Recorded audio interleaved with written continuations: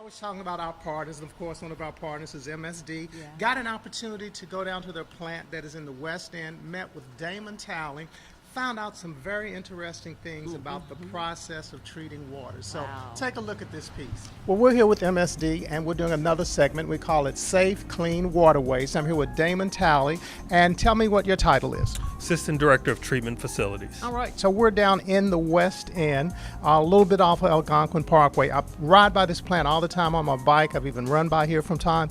Now, I've always wondered what goes on here. So today, I'm going to get all my questions answered. So, here. Well, where we're at now is we're in the main laboratory for the Metropolitan Sewer District, Okay. and our responsibility is we do all the sampling, compliance sampling for all 5 water quality treatment centers. Morris Forman being our largest treatment facility, the lab has always been here, was probably put here when they did the second expansion in the late 70s. So what happens is on a daily basis, we have a staff of probably 10, roughly 10. We get samples from 5 regional wastewater plants. We also have an industrial wastewater department that samples industries such as Ford, GE, Swift on a daily basis and bring those samples here. We analyze. So I'm going to ask you a question. So when you're collecting these samples, what are some of the things that you're looking for? Well, based on what our permit is. Okay. And so to go into our permit, we're permitted by the Kentucky Division of Water, and we have what we call a KPDS permit, Kentucky Pollutant Discharge Elimination System permit. So with each one of the water quality treatment centers, we have to analyze for a set number of parameters to determine that we are meeting the water quality standards back into, for Morris Forman, for example, is Ohio River. So what we look at is what we call TSS, or total suspended solids. We look for what we call BOD, biochemical oxygen demand, and we look for ammonia, which is High Creek, goes into the High Creek. Cedar Creek goes into Cedar Creek. Derrick Guthrie also discharges to the Ohio River, and then Floyd's Fork discharges in the Floyd's Fork. Each one of those has a permit that they're responsible for sampling, and it says once a week, all the way up to 7 days a week. Okay, so you're going through your sampling process, and let's say it's not a good day, you run into some things that you have to investigate further. So what's the process from there? So with regards to, I'm assuming you mean if we have a violation? Sure. Potentially. So usually if we have a violation, what we look at here is this is where we play an integral part with the Morris Forman plan, is because we sample every day and we do process sampling and KPDS sampling. Those numbers are given to the operators and also upper management to look at what ways can we adjust treatment at the plant. You know, an example would be we test for total residual chlorine. So we can only discharge a certain amount of chlorine back into the Ohio River. So to make sure we're meeting that standard, we have to make sure we add a chemical that removes the chlorine. So we sample for that every day here, and if it shows that we're not meeting that parameter or getting close to what our limit is, it allows our controls to make adjustments in how much sodium bisulfite they will add. Another example would be suspended solids. So total suspended solids, if they're really high, that looks at, okay, are we wasting enough from the plant to get the solids down before we discharge? So if I'm the general resident that lives here in the area, how does this plant affect me on a daily basis?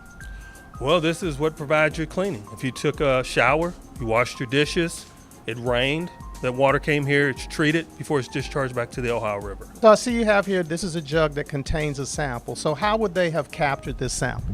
So the group we have will go out based on their schedule and whatever the industry is, and they'll set up what we call an automatic sampler to collect the sample overnight, 24-hour period. So once the sample is collected, the next day when they retrieve it, they will then take the sampler, pour the sample into jugs. Depends on how many parameters are requested for that industry will determine the number of sample jugs we get. So the lab we're in here is the process lab, and in this lab what we do is the BOD, biochemical oxygen demand, and also our COD, which is our chemical oxygen demand. And so these samples are then analyzed. Okay. And then you are going to take us down the line through the process. What would happen? So what we do is with that sample, the first thing we have come in is, what we have here is what we call our hot blocks for COD, chemical oxygen demand. Okay. So we take the sample, set it in here, we pour it in here, prep it, and we run it in this instrument. And when we get a number back, what this allows us to do, the number we get back for the COD, will then allow us to prep for our BOD, our biochemical oxygen demand. So it allows us to determine the dilutions of the sample. So for example, just because you get a sample in, you just don't pour it straight into a container and analyze it. Okay. Because what you'll get is, you could get a false number, a bad number. So depending on what's in that sample, you want to set it up with a dilution, it could, and those dilutions, the staff we have here, well-trained, a lot of experience, the industries that we've sampled, they've got a good understanding of them. And so we set up those dilutions, which gives us a great number that allows us to determine if they're in compliance with permits to discharge to the collection system, which then comes here to the Morris Forman Wastewater Treatment Plant. Okay, if I'm a resident and I'm living down here in this area, what is the one thing or the key thing that you think that the residents should know about this plant that MSD has in the neighborhood? Is that we're here to serve the community. We're here to treat the wastewater, put it back into the Ohio River to meet water quality standards. We're here to serve them. Our job is to make sure that every drop of wastewater in this area. So this plant serves 66% of this community.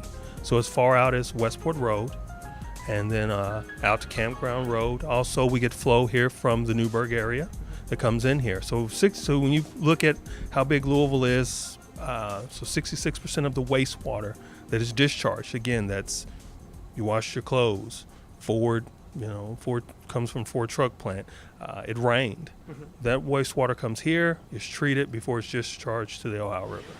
Well, it was very interesting, catching up with Damon, Mm-hmm. finding out what he does.